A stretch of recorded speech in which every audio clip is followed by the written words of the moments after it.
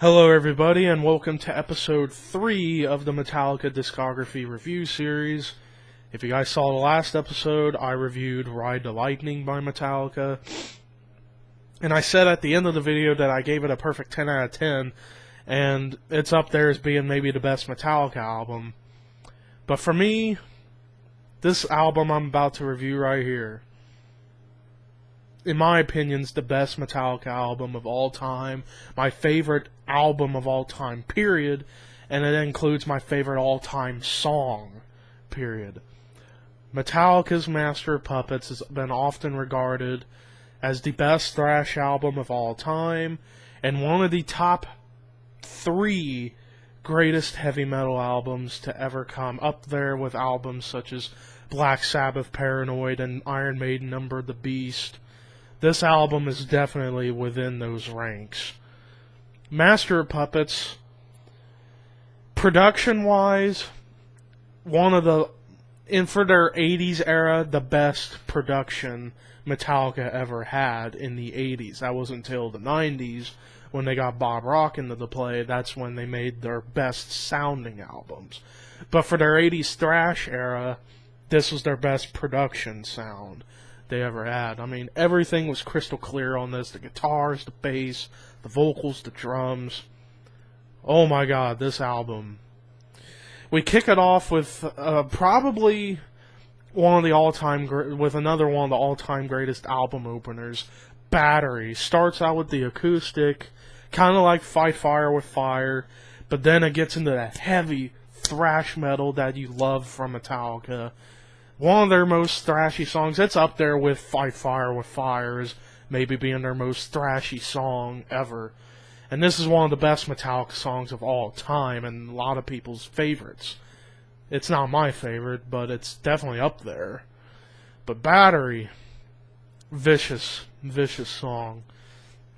Now we get into the crown jewel for me as a Metallica fan, the song Master of Puppets, my all-time favorite song in heavy metal, hard rock, or in my entire life of listening to music. This is my favorite song of all time. The song Master of Puppets has the thrash quality, but it also has a little bit of soft parts in the middle when you get into that soft solo in the middle by James Hetfield.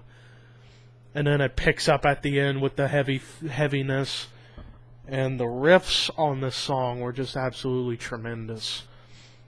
The lyrics to the song was very odd, though. It was like all about some people say it's like a drug song or an anti-drug song. It's like it's debatable on which it is, but it's kind of like, for me, like a mixture of both. So, yeah, but Metallica's the song Master of Puppets, phenomenal. Now we get into another classic, The Thing That Should Not Be.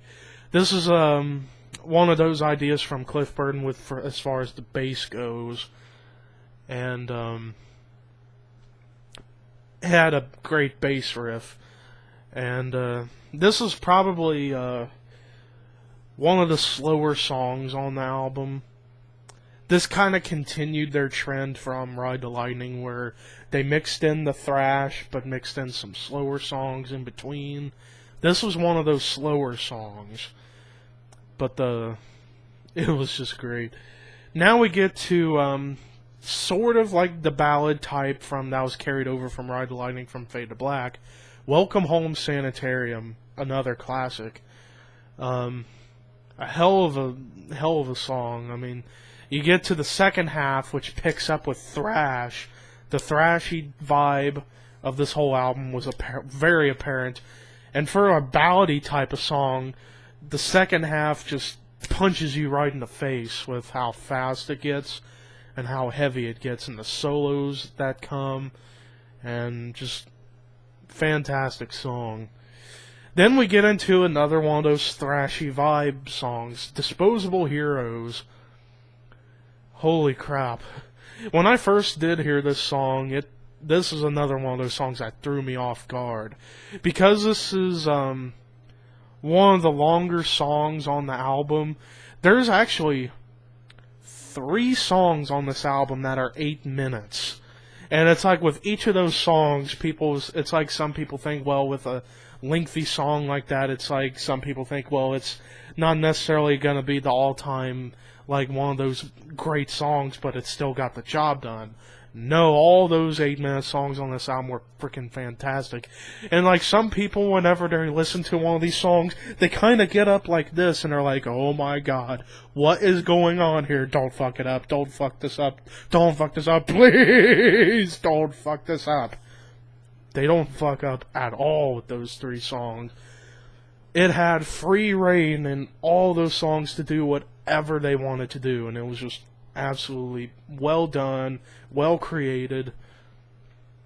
And Disposable Heroes had a lot of diversity to it, with the speed, with the slowness, with the heavy riffs that had the great solos, heavy vocals too. James on this song really went aggressive on this song. Then we get to another one of those underrated hidden gems songs from Metallica, Leper Messiah. Another one of slower songs, however, it's like a mid-pace kind of song on this album. And the lyrics to this song were absolutely, like, wow. If you read the lyrics to this song, it's actually really interesting what James wrote for the lyrics. But this song was fantastic, too.